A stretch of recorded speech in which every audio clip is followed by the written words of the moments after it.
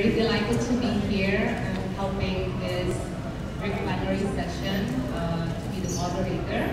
And might I invite the two speakers to the floor, please. The first one we have Dr. Bart, Barendergt. Selamat pagi, Pak Bart. And then the second one we have Dr. Monica Arnes. I will read their short bio just to introduce, and later on we can all listen to their researches. The first one, Dr. Bart Barendergt, is an associate professor and at the Leiden Institute of Cultural Anthropology and Sociology in the Netherlands.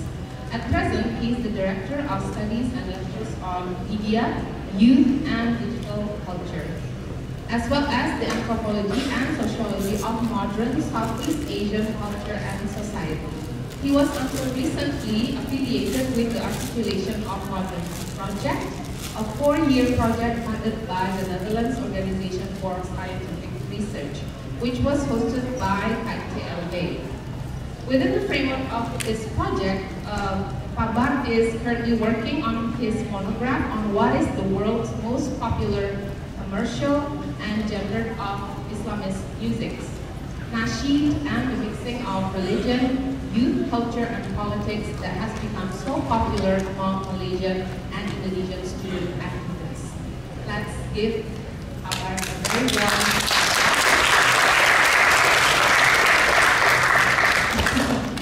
And our second speaker, Dr. Monica Arnes, she's a visiting senior research fellow in the Asia Research Institute, National University of Singapore, and she is also an assistant professor in the Faculty of Humanities, Asia Africa Institute, University of Hamburg, Germany, and she is a former visiting professor and interim holder of the Chair of Comparative Development and Cultural Studies at the University of Passau, Erasmus.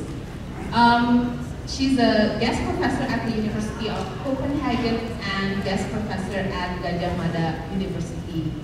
For her recent publications, she co-edited a book entitled Traditions Redirecting Contemporary Indonesian Productions, published by Cambridge Scholar Publishing in 2017. And in this book, she wrote an article, Dancing the Past, Ronggeng Bulu Parut and Sang Penari.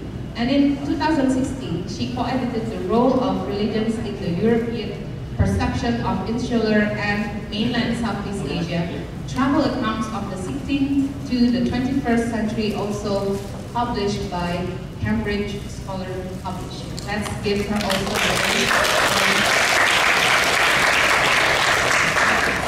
So our daily lives and culture are inseparable from technology, and both of our speakers today will present their researches that are closely related to technology. So Pak Bart, the floor is yours.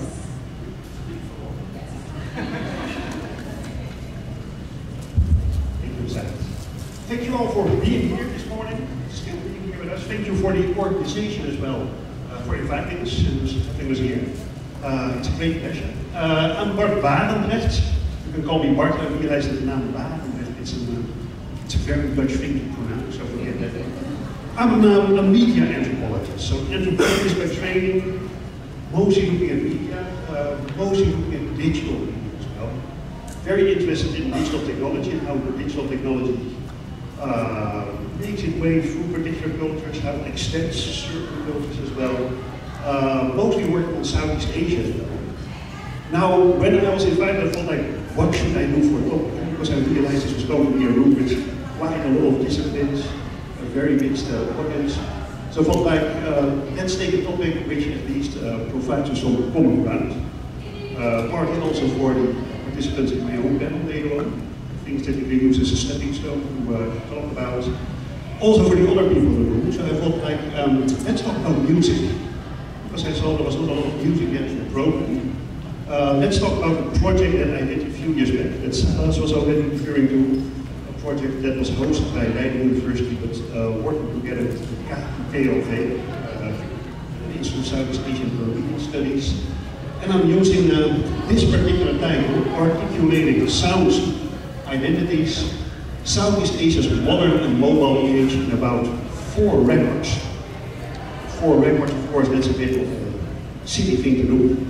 A very ambitious thing to do, as you will notice. I will talk about the modern and mobile age, starting all the way in 1902, when the first commercial record was being recorded in Southeast Asia, all the way to the here and now, 2008, 2009. Of course, it's hilarious to do that in 4 records, also makes sense. But for the sake of time, let's look at 4 different records and must slide the camera. Yeah.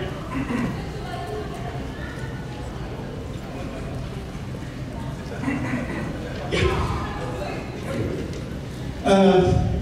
4 records. When I talk about 4 records, it's of course not just about the records as such. It's not even about the music.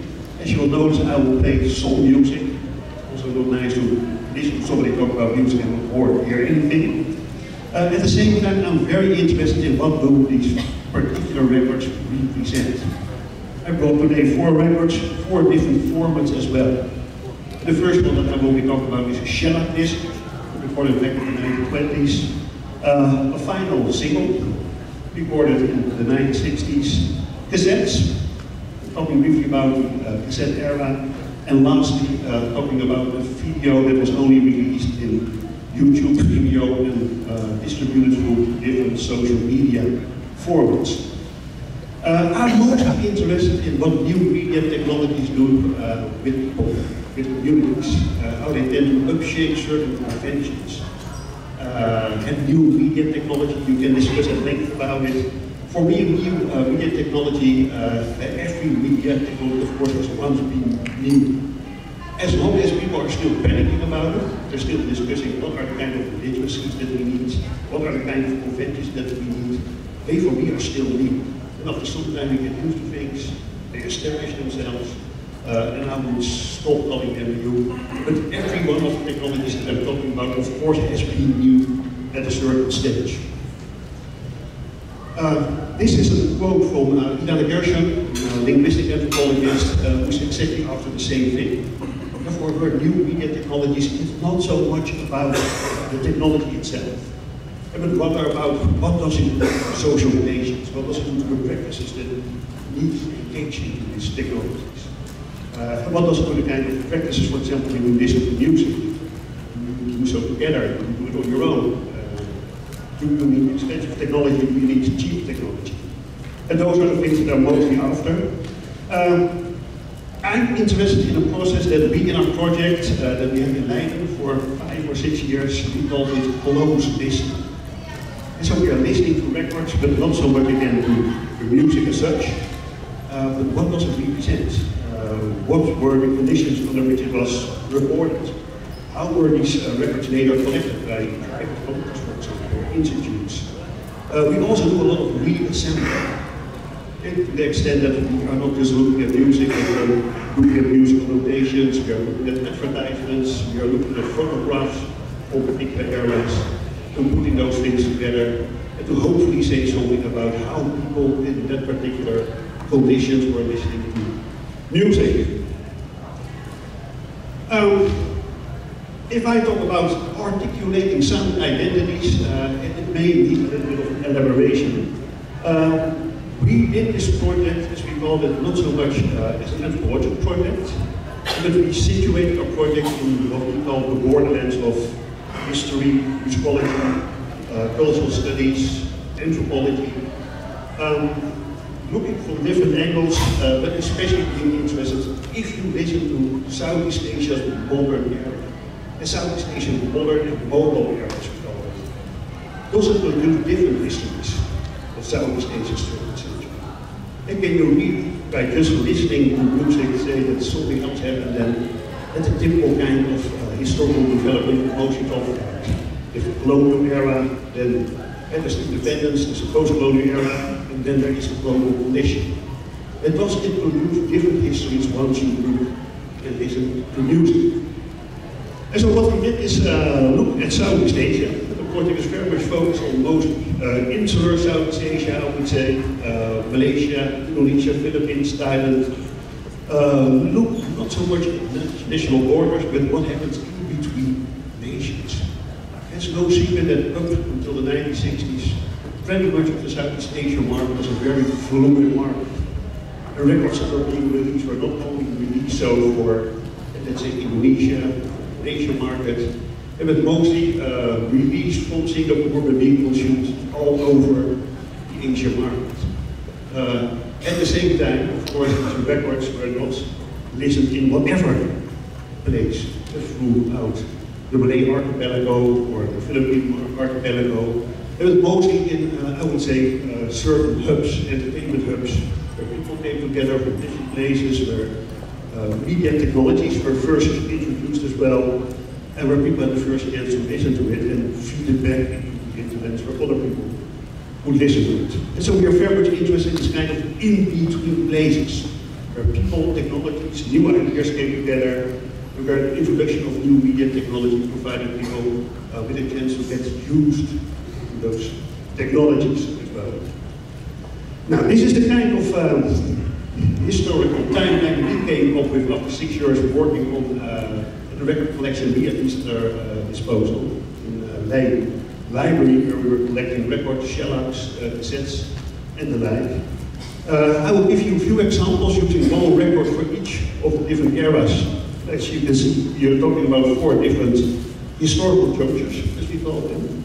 The jazz age, jeans, rock, and electric guitar, the rock in the 1960s, the 1970s. The modern ethnic, the golden era of ethnic music in the 1980s, 1990s. And lastly, do-it, digital, the collection of do-it-yourself music, punk, metal, but also digital means is produced music.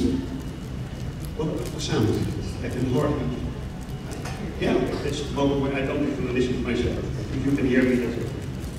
Thank you.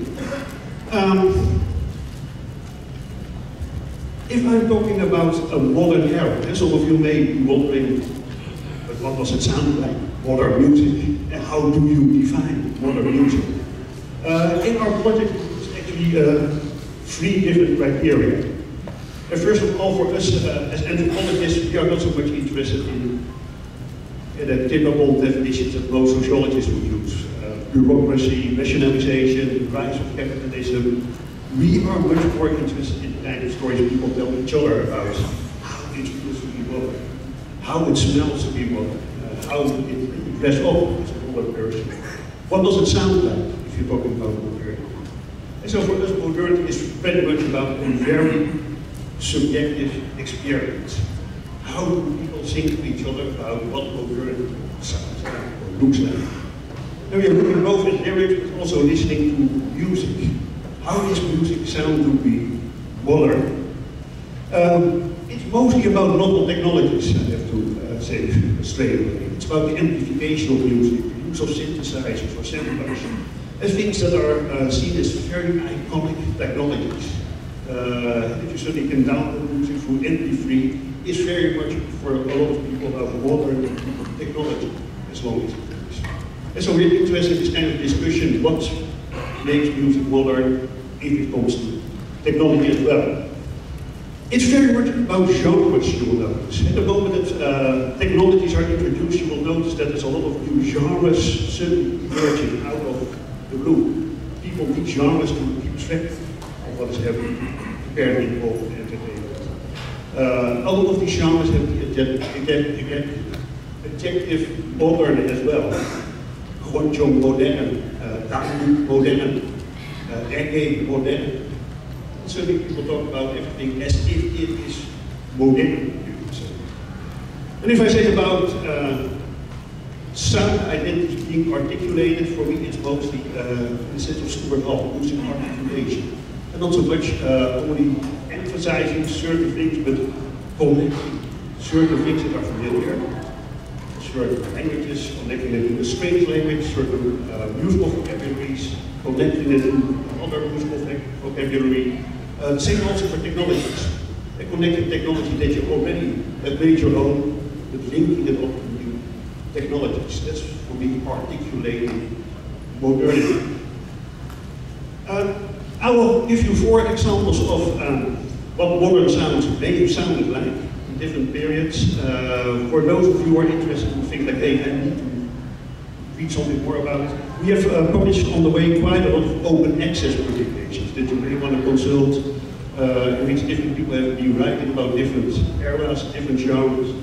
You could maybe take two of these books to read it a bit further, but I will do here is use the 4 records to give you at least a brief introduction of what modernity sounded throughout the 20th century. And this is the very first record. Does anyone recognize the lady who is on the photo or not? Probably not. Miss Reboot was one of the first very famous recording celebrities, herself of humble Javanese origins. Between 1927 and 1932 recorded 400 records. This is quite substantial, I would say. Probably one of the very first Southeast Asian recording celebrities. I think in her person we find something very fascinating. It is someone who comes from a very low labor, working class background, gets herself a husband who is very much into the entertainment industry, and learns herself how to record records. And the first song that I want to play is actually the song called Making Records. I will play you 10 to 20 seconds just to get the flavor with the recording. It's not very good, it's from 27, so it's very stretched, you would say, the mass.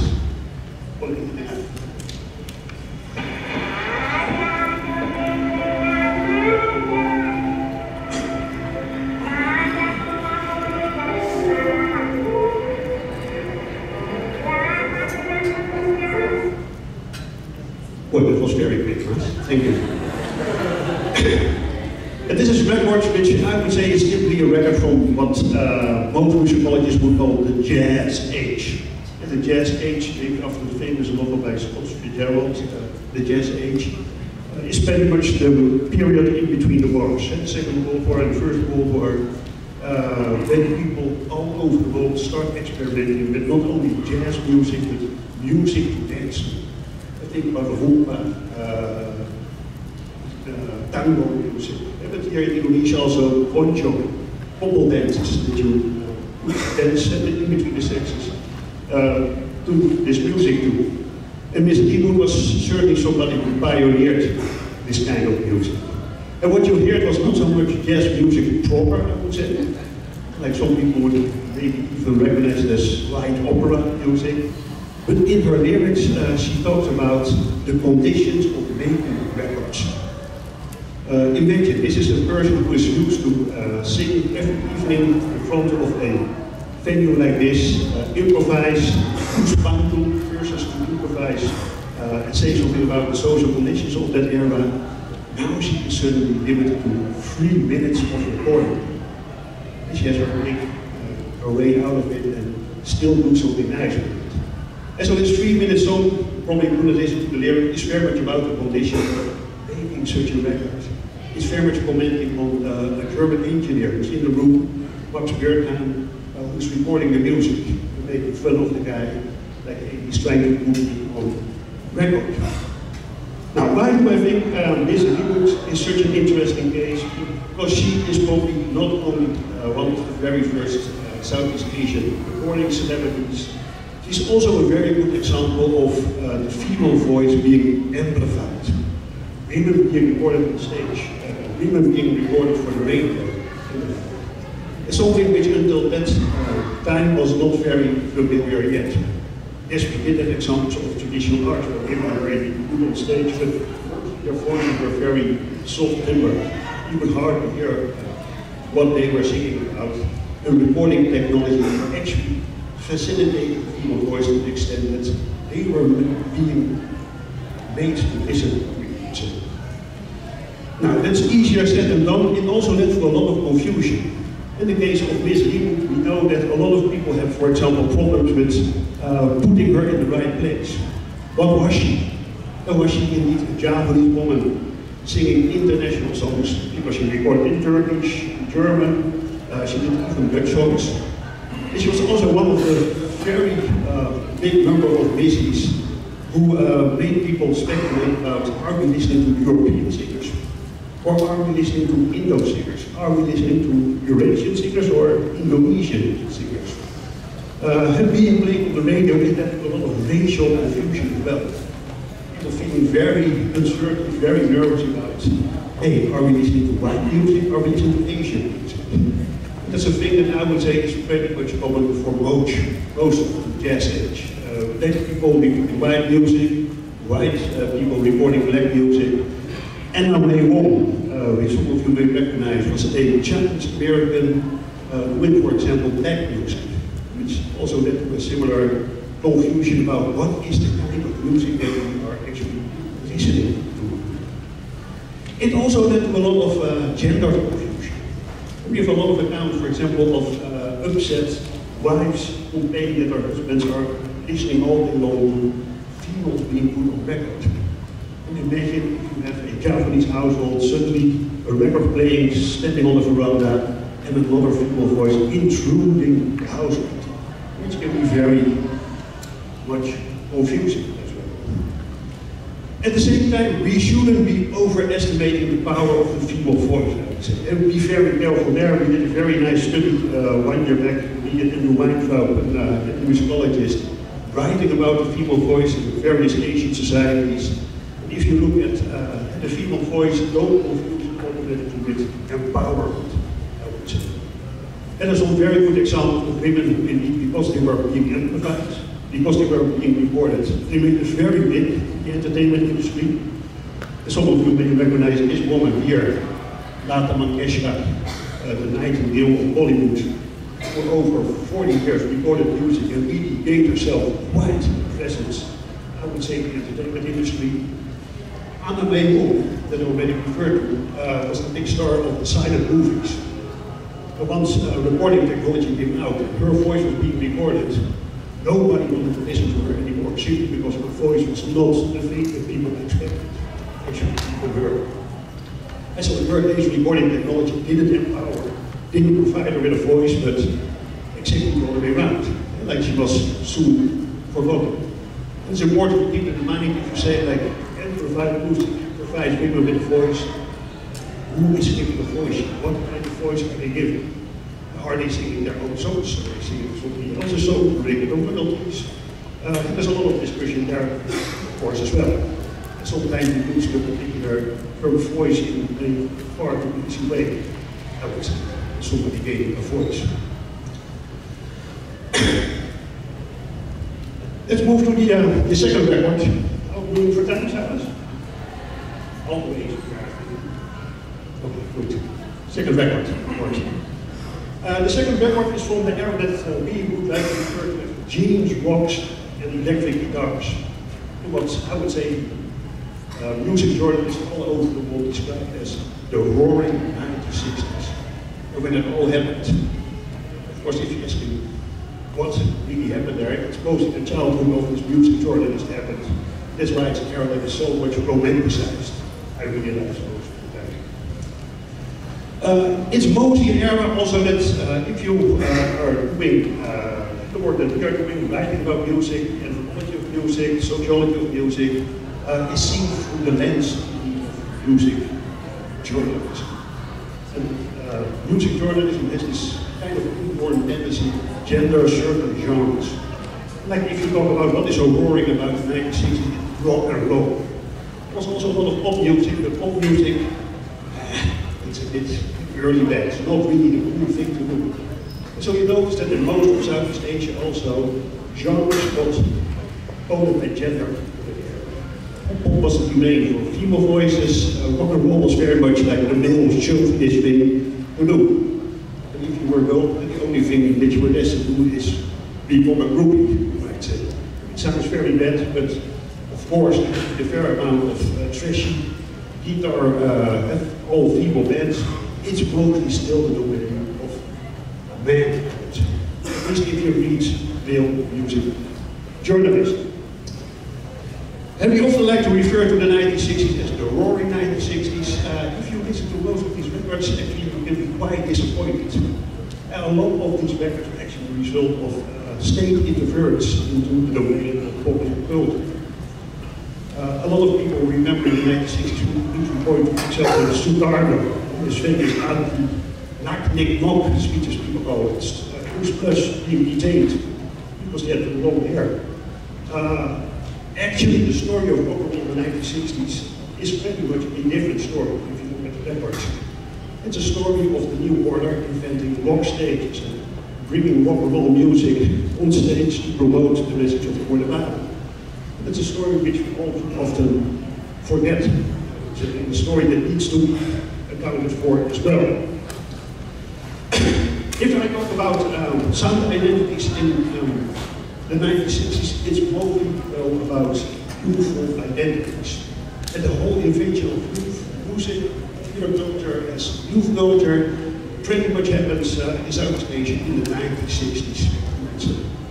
The record that I want to play is one of the Crescendos, a band from Singapore, led by Susan Lee, who died far too young. A tune that you probably may know if you listen to it. And to give you an idea what it sounds like, Mas, you play 50 seconds.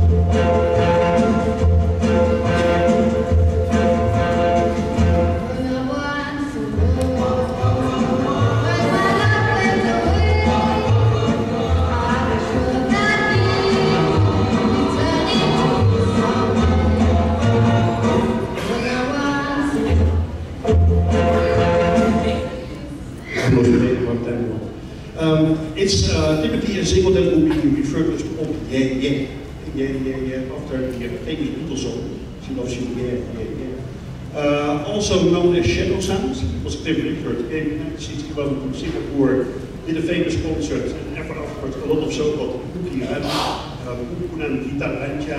guitar bands came into being. Funnily enough, it was also the end of an era. The 1960s pretty much had the era of the Malay film industry. If you were talking about popular music in the 1960s, it was film music. Piramli and the big icon of Malay cinema being included. You notice that the 1960s was also very much about that generation. And Piramli certainly trying to do music as well. He did a very nice song for a film called The Abdul. Boogie guitar and the sound of my guitar. It was also very much a rear side fact. And him losing out much younger people with more eccentric, more fresh music. So for me, the 1960s definitely would be about youthful identities as well. Roaring in that sense, but often very apolitical as well. Let's move to the third record. Sake of time, see you later already with the time. If we talk about the 1970s and the 1980s, it's not an era which is pretty much well described, I would say, by anthropologists, sociologists, musicologists. And the very simple reason is that if you talk about the 1960s, people would say, disco, soul, glitter. There's not much spectacular things going on. Whereas I would say, hey, it's a very exciting era, but you will be surprised how little is being written about the 1970s. But why it's so little excavated? Because it's not deemed subversive enough as compared to the 1960s, I would say. Relatively more people write about the 1960s and the 70s, not so important. At the same time, something very subversive is going on in Southeast Asia's recording industries. And if I say subversive, it's mostly because it's the golden era for ethnic music. People singing in their mother tongue, not in their language one, which you were referring to, or in their language one, but not in Bahasa Indonesia. And for 20 years, Bahasa Indonesia owned cassettes, records was being bypassed by records in local languages, which is quite a good thing. Interestingly, it's also an era where, if you're talking about recording, we have the least records on. Why? It's recorded on cassette. We all know that in the tropics cassettes, you can't keep them for very long. And so it's a very critical era as well that we need to look into now. It's still possible. It's commonly known as the era of small media and cassettes. Cassettes, the advantage is that they're very cheap. If you record on them, they're very easily duplicated. If they don't sell, you just take them back and record something else on it. And so in that sense, it's also very cheap. It explains why a lot of genres were being recorded that so far were not of interest in the recording industry. It is religious music, ethnic music, and a lot of other genres that so far were mostly left out of the recording industry. For me, it's also very much the era of Elie Kazim, that you may know of, the nightingale of Minangkabau music. Born in 1949 in Tikuakau in Minangkabau, and at the age of 16 moving to Jakarta. Hooking up with different ensembles and winning ethnic music here. Ironically singing about villages long lost, relations long gone, longing for the village, and with very much being music from the big urban melting pot. It's pretty much also the music for migrants. It represented for me what happened in the 1980s, people flocking down to the cities, being stuck into the village that they came from, still not arriving in the city mentally, and using music to reflect on that. I'm going to skip this record much because we only have 3 minutes left to notice. And I want to say something about at least the last record to wrap things up. If you are talking about sound identities today, it's pretty much a fragmented picture, I would say. In contrast to early eras where it was much easier to say like this was going on or that was going on, we see a lot of different tendencies, I would say. And the first of them being the influx of Pan-Asian music, regional music flows. Starting all the way with counterpop music in the 1970s, J-pop, J-rock, K-pop, that most of you here probably are listening to nowadays, is something that is dominating the music landscape. At the same time, other things are going on as well. Maybe you've seen in the early 2000s pretty much the emergence of music genres that were so far not very popular in Indonesia. Metal music, pop music, punk music. The whole phenomenon of doing indie music, independent music, through distros, community radio. And for me, it would be a second pattern. And so the Pan-Asian pop, you have independent pop. Lastly, something that became very popular and that I'm mostly working on myself is religious pop. And I'm mostly talking about Islam and popular music. Sarah, she already said I'm working on nasheed music. And for me, nasheed music, some of you may be familiar with it, I guess most of you will be familiar with it.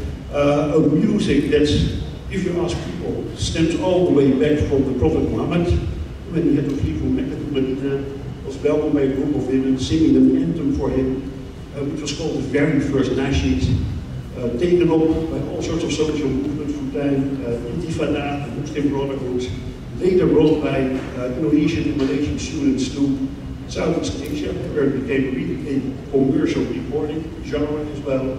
Also pretty much changed the face of Islamic music, you could say. And the last record I want to play is from this group, the Malaysian group Humanities. I see that's all the record for Humanities. A group which by far is the most popular right now if you talk about nasheed. Also a group which pretty much restyled nasheed boy band music.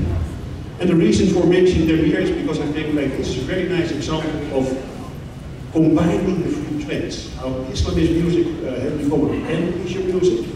It's big. And you and I see today to report with musicians in Indonesia, in Thailand, of course all over the ASEAN region. It's also pretty much using do-it-yourself techniques to disseminate music. And now Islamic music is no longer flavor of the month, has been for a while. It's using social media, for example, to reach out to its audiences. It's using all sorts of small micro niches to getting their voices heard. And one example is this single which was released as a video a few months back with Chabin Sira. Sira, some of you may know the story of Sira being the very first non-Muslim girl converted to Islam, being beaten up by her master, being treated as a slave, spoke out at a certain stage, but never forsaken Islam. Pretty much seems to role model also to the young generation in Malaysia. Humanities was released as a viral video, or so-called -1. So you only get the music track, put on Facebook, challenging people, please can you record this, put it on our Facebook site. If you have recorded it, please can you challenge 5 other people. And so using a fan base to disseminate music. Not using the music industry at all anymore, even do it without. Which for me is a very nice example of how small groups, scenes that so far have not really gained access to the music industry nowadays. They use music technology to do their own kind of music. Concluding slide, time is up.